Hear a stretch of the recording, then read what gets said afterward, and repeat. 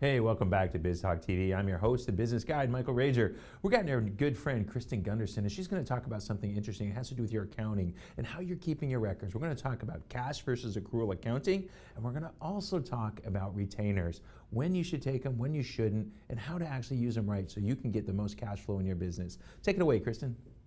Hey, thank you so much for having me on the Biz Talk Show today. I am Kristin Gunderson with Gunderson's Bookkeeping.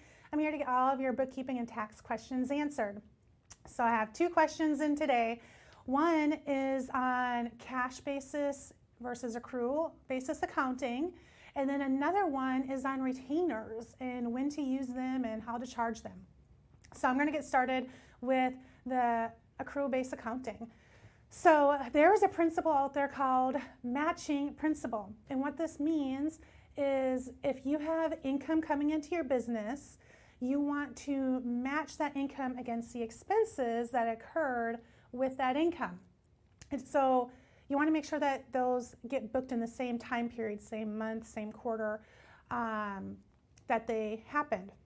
So this is called accrual-based accounting.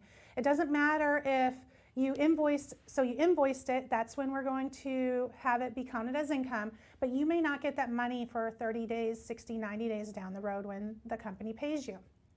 Same thing for expenses. You may get that bill in and you want to put that bill in when the date on the bill is for that time period that it's for. So make sure you get it in the correct month, even though you may not pay it for 30, 45, 60 days later, depending on when it's due. Like you want to keep your cash flow going and pay it as close to its due date as possible without it being late.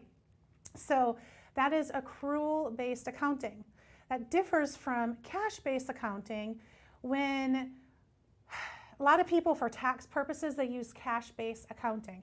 So at the end of the year, like say if that check comes in and you know like you have a really high profit and you want to minimize your net profit so that you don't have to pay as much in taxes, you're not going to put that money into your bank account until January 1st or after the new year. That way that new income counts for the next year's income. And the same thing for expenses. A lot of times people will see like they have all this money as a net profit and they're like, oh, I want to lower my taxes I'm going to owe on this net profit, so I want to prepay as many bills as I can. So what companies can I call and be like, hey, can I prepay this bill? Can you send me a bill early for I can prepay it to get this expense in, even though the expense hasn't happened yet? So with cash basis accounting, there is lots of ways to play with it, and a lot of people use it for tax purposes to be able to when they're paying their taxes. I mean, you're always looking at your net profit to see how much you're going to owe in taxes, and they want to reduce their net profit for that they don't have to pay as much in taxes. However, what I want to talk about is the accrual-based accounting. Like that is what you should be looking at when you're going over your numbers and being able to look at your numbers. If you're using like QuickBooks Online, you can really easily click the button when you're running the report for your profit and loss. In the balance sheet, click the report of, do I want it in accrual or do I want it in cash? The accrual base is what I recommend you look at because that will give you a truer picture of what your net profit is for the month. That way you can see, am I really making money on this product that I'm selling or these services that I'm selling? If you have multiple segments in your business, where you may sell, to commercial, you may sell to individual, like especially in the construction industry, you want to be able to run that by industry, by segment of your business to see if you're making money on what you're doing, because there may be a segment of your business that isn't very profitable, but takes up a lot of your time, and a lot of people call and they complain, and there's just not a lot of value in it, so you don't make a lot of money in it. And maybe if you use the other segment of your business, like there's a whole lot, like the profit's way higher on it and the headaches are way down. So maybe that's something that you want to consider. But if you're not doing the matching based principle of having the income when it's earned and the expenses of when it's incurred too, like if you don't run it month by month, matching by matching, you won't see what your true profit is to see if your business is really profitable. This is really important for industries like, say, that are seasonal, like landscapers, or maybe you're in the Christmas season. Like, you want to make sure that you're making profit on everything that you're doing. Otherwise, it's not worth doing it in your business unless there's something else going on, like maybe you use it as that's the way you get clients in the door. Like, you really have to evaluate that type of stuff. So remember the accrual-based accounting. Look at that for when you're looking at your numbers.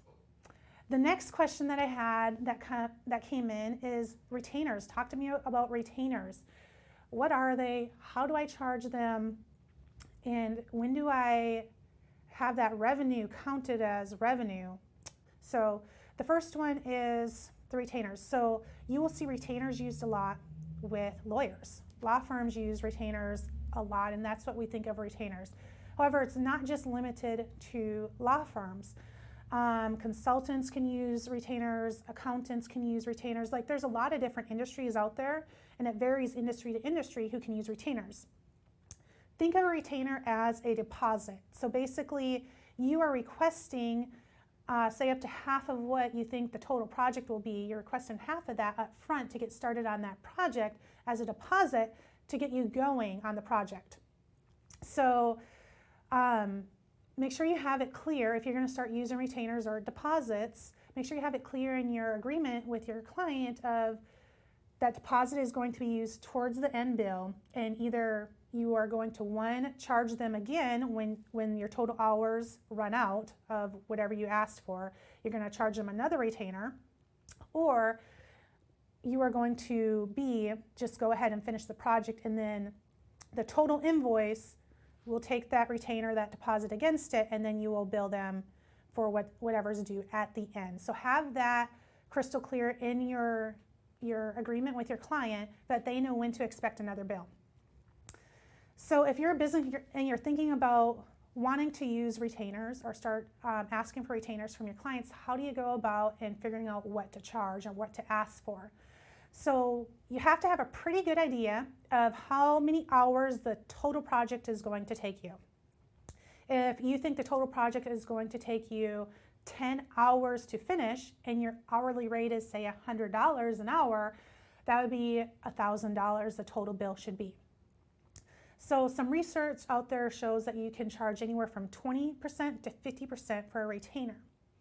I use 50%. I would recommend using 50% for the retainer because, one, it puts more, you are putting more value on your services, and it gives your client the impression that you value your services and they will value your services more also. So I do 50%. So if you know or you believe that that project will be $1,000, go ahead and ask for $500 as a deposit or a down payment, and just let them know that that deposit or retainer will be used towards the end bill. And then it's up to you to decide, one, when you use up all of those 10 hours or whatever you originally thought it was, do you charge another retainer, like if you're going to go over, or do you just charge, if it's just like an hour or two over, just go ahead and charge the extra, say 2 hours or whatever it is to finish that project as an invoice instead of charging them a whole nother retainer. So the last question regarding retainers is, when does this come in as income? If I receive that full $1,000 retainer, do I include it as income on my profit and loss right away? And the answer is no. That is not earned income yet. It is actually considered a liability because you owe them services for that money that they paid you. So it goes on your balance sheet, and you can name it retainer, you can name it down payment on your balance sheet, but it goes as a liability on there. And then whenever you're done with the project or whenever you've worked on the project and you're going to go ahead and invoice the client, when you invoice them for the work that's done, regardless of if they used all of the retainer or if they used a partial amount of the retainer, when you invoice them, that is when you move it from the liability over to the profit and loss, the income statement, and put it in as income, as you've actually earned that income now. And the same thing goes for if you are if you are paying a retainer and you have a business. The opposite is true. It doesn't count as an expense right away because that expense hasn't occurred. It kind of goes back to that matching principle I just got done talking about. So it would actually be put onto your balance sheet as a prepaid expense, and then when you get that that invoice in of, hey, I've used your retainer, or this is how much I've used of your retainer, then it moves over as, hey, this is my prepaid expense I paid, and now it moves over to your profit and loss, the income statement, as the expense. And again, it could be for consulting, it could be for lawyer fees, prepaid insurance, like accounting fees, like whatever you paid that for, that is the category on your income statement that you would code that expense to. So I know that was a lot, but I hope that was helpful. Thank you so much for having me on your show today. Again, I'm Kristin Gunderson with Gunderson's Bookkeeping. You can reach out to me at 936-372-2661, or we're on all the social media. You can find us on LinkedIn, Facebook, Instagram at Gunderson's Bookkeeping. Thank you. Hey, that's great information, Kristin. You know, as a business owner, if you're not really good at accounting and bookkeeping, don't do it. Hire a professional just like Kristin to come in and take care of it for you, because she'll do what's right and she'll do exactly what you need to do. I'm Michael Rager, your business guide. I'm here on Biz Talk TV on the Now Media television networks.